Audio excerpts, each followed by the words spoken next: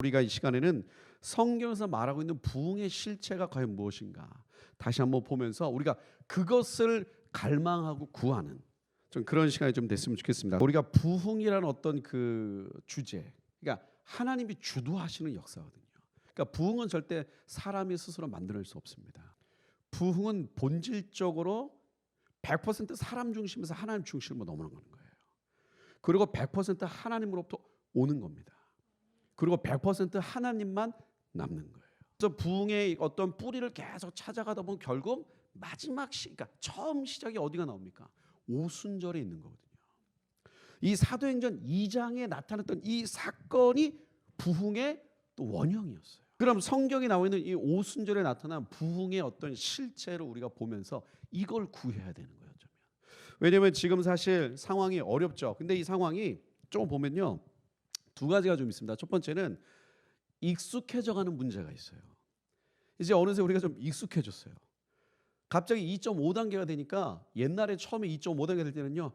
와 이랬거든요. 근데 2.5단계가 되니까 2.5단계다 뭐 이러면서 그냥 우리가 반사적으로 움직여요. 딱딱딱딱딱. 두 번째 문제는 뭐냐면요. 이게 어떤 이렇게 전염병이나 어떤 이 바이러스로 인하여 생긴 상황과는 조금 다른 좀 복잡한 형태를 띠고 있다. 저는 이렇게 봅니다. 저 요번에 이제 2.5단계 딱 넘어가면서 좀 느낀 게 뭐냐면요. 이게 어느새 우리에게 이제 라이프 스타일이 되어 가는구나. 그러니까 어떤 관습 또는 시스템, 문화 요런 게 이렇게 섞이면서 우리가 너무나 자연스럽게 이렇게 나아가는 거. 이게 라이프 스타일인데 이게 코로나와 함께하는 위드 코로나가 그로 인해서 생기는 비대면 사회가 이제 우리 가운데 너무나 이제 익숙한 라이프 스타일이 된 거예요. 근데 이 속에서 이걸 가만히 보면 히브리서 10장 25절 말씀과 똑같아요, 진짜.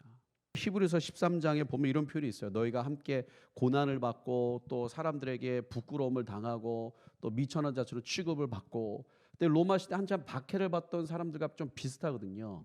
그러니까 그런 사람들이 썼던 것 중에 쭉 맥락 중에 10장 25를 우리 잘 아는 모이기를 패하는 어떤 사람들의 습관과 같이 하지 말고 오직 권하여 그날에 가까운 볼수록 더 그리하자.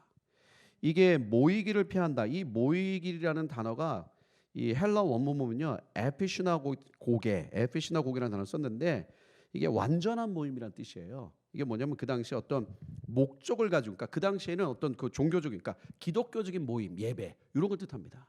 그러니까 그런 거를 뭐하냐? 패한다는 게 이게 뭐냐면 이것도 이제 그 특이한 단어를 썼는데요. 이게 뭐라 쓰냐면은 이게 엔카탈레이포라는 단어를 썼어요. 엔카탈레이포. 이건 무슨 뜻이냐면요. 뒤로 남겨두다, 버려두다는 뜻인데 이거는 카탈레이포에서 유래합니다. 이게 포기하다 이런 뜻이에요. 그러니까 어떤 너희의 모임을 포기하게 하는 그러니까 우선순위에서 밀리게 하는 어떤 사람들의 습관과 같이 하지 말아라. 여기서 어떤 사람들이라는 게 해석이 좀 분분해요. 이게 헬라 원문 티스라는 단어를 썼는데 이 티스가 어떤 사람 또는 어떤 것도 됩니다. 어떤 물건이나 어떤 체제도 돼요. 어떤 것, 어떤. 근데 이 티스가 어떤 사람, 어떤인데 예수님이 예를 들어서 누가복음 11장에서도 씌워진 단어인데 예수님이 한 곳에서 기도하더니 어떤 특정한 장소 한 곳이라고 말할 때 티스라는 단어를 썼어요. 그러니까 어떤 사람들이라고 했을 때는 우리가 느낌이 뭐냐면 뭔가 이렇게 좀 불분명한 뭔가 어떤 이게 실체가 없는 어떤 사람이지만 아마 이거를 썼을 때의 저자는 이 티스라는 단어를 쓴 게 그 당시에 어떤 이런 모임을 패하게 하는 어떤 실체를 좀 생각하면서 쓴 게 아니냐. 그러니까 있었다는 그게 사람인지 분위기인지 관습인지 체제인지 몰라요. 근데 하여튼 어느 누가 특정하게 주도적으로 이 모임을 패하는 거다. 근데 이 패하게 하는 거를 뭐 어떻게 하느냐? 습관. 그 습관을 따라가게 하더라. 그러니까 익숙하게 만드는. 그래서 우리는 이때일수록 진짜 부흥을 구해야 됩니다. 이게 이 상태로 부흥이 없이 가면요. 다 죽어요. 이건 다 죽는 겁니다. 근데 문제는 우리가 잘 알지만 우리의 청년들과 아이들은 살아남을 기회가 없는 거예요. 그래서 우리는 이럴 때일수록 부흥을 구해야 됩니다. 하나님 우리에게 부흥을 반드시 주십니다. 주고 계세요. 우리 부흥의 실체라고 했을 때는 사도행전에 나타나 있는 그 부흥의 시작과 과정과 이 모든 걸 통틀어는 겁니다. 그 시작이 뭐냐? 오순절이에요. 그러니까 성령이 강하게 임하시는 겁니다.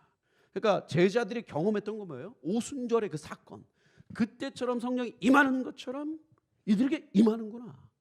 이게 계속해서 가는 거예요. 근데 오순절에 성령 강림 사건이 나타났던 특징이 이제 두 가지가 제일 큰데요.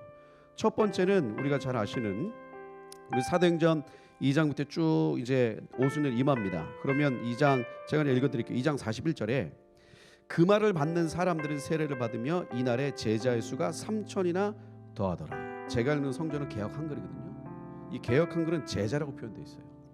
다른 거는 뭐 성도 또는 뭐 믿는 자 이렇게 표현되어 있지만 개역 한글은 제자라고 표현되어 있습니다. 그러니까 오순절에 성령 강림 사건을 경험하고 돌아온 사람이 3,000인데 그 사람들이 그냥 단순히 감동받고 끝나는 것이 아니라 제자가 됐다고. 제자가 되고 돌아온 거예요.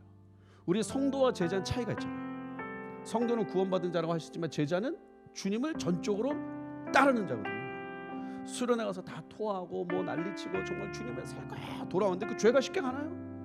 그 죄에 관세가 있는데 죄는요 들어오기는 어려워도 한 번 들어오면요 진짜 나가기 어렵습니다. 그래서 깨어 있으라는 거예요. 죄와 싸우되 피 흘리고 싸우라는 거예요. 사도행전의 역사에서 이 제자는요 성도처럼 그냥 하나님 단순히 만나는 수준이 아니고 싸워나면서 이겨나면서 막 가는 거예요. 하나님은 섬겼냐? 주를 위해 애썼냐? 그래도 너희가 하나님 앞에 갈 수 있는 유일한 방법은 그의 피다. 예수의 피 외에는 없는 것이다.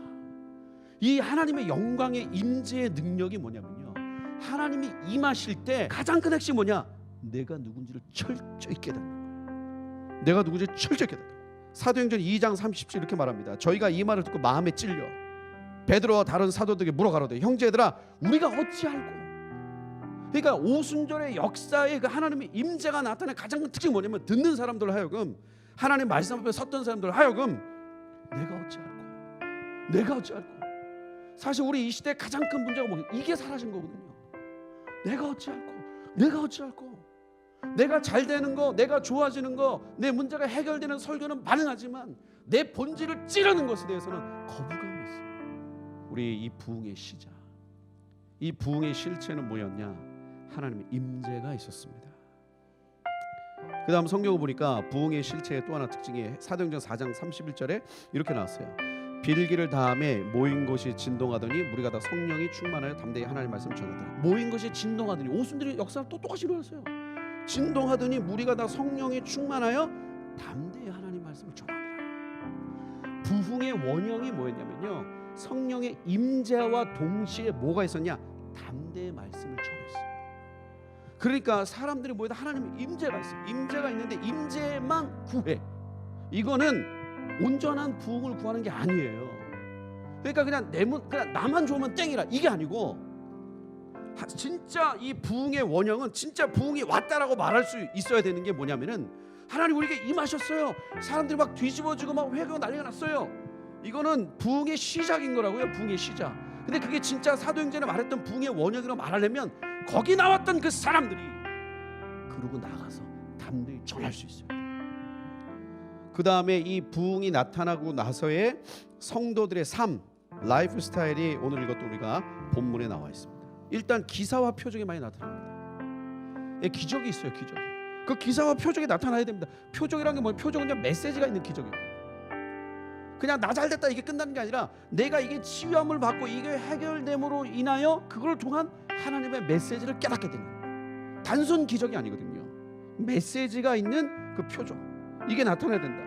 부흥이 임할 때 우리 가운데 이것이 회복이 됩니다. 이 부흥의 실체가 이 땅의 청년들과 다음 세대도 동일하게 나타나는 역사가 우리 가운데 있었으면 좋겠습니다.